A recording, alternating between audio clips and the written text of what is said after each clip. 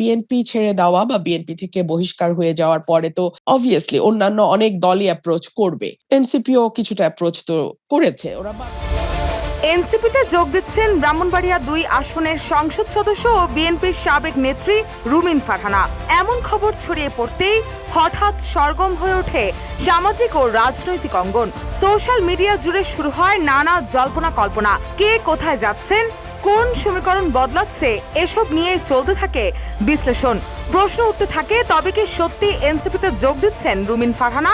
অনেকেই আবার ধরে নিতে থাকেন এটি হয়তো বড় কোনো রাজনৈতিক পরিবর্তনের ইঙ্গিত। তবে এই জোরালো গুঞ্জনের মাঝেই সামনে এসে নিজেই বিষয়টি পরিষ্কার করেন রুমিন ফারহানা।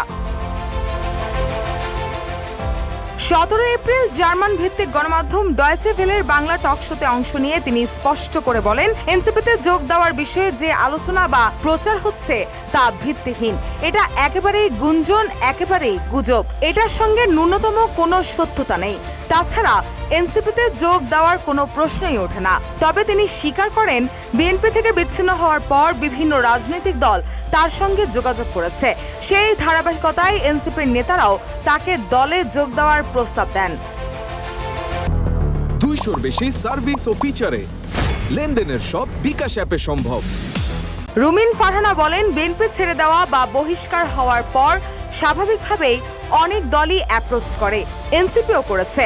তারা বারবার বলেছে, আপা চলে আসেন, আমরা একসাথে কাজ করি। আপনি মাঠে ছিলেন, আপনার বাসা ভাঙচুর হয়েছে, আপনি একজন ফ্রন্ট লাইনার।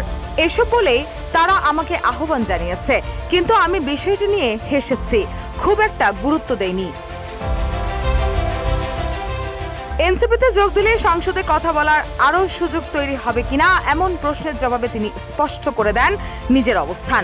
বলেন, শুধুমাত্র কথা বলার সুযোগের জন্য তিনি কোনো রাজনৈতিক দলে যোগ দেবেন না। তার ভাষায়, কথা বলার জন্য অসংখ্য প্ল্যাটফর্ম আছে, কিন্তু আবার নিজস্ব রাজনৈতিক আদর্শ, চিন্তাভাবনা ও পরিকল্পনা বিসর্জন দিয়ে শুধুমাত্র সংসদে 2 মিনিট কথা বলার সুযোগ পাওয়ার জন্য কোনো দলে যোগ দেওয়া আমার পক্ষে সম্ভব নয়।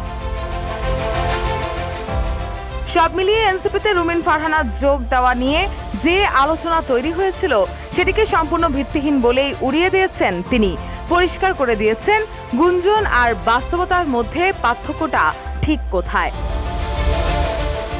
রুশা সুর, নিউজ ডেস্ক, ইত্তেফাক।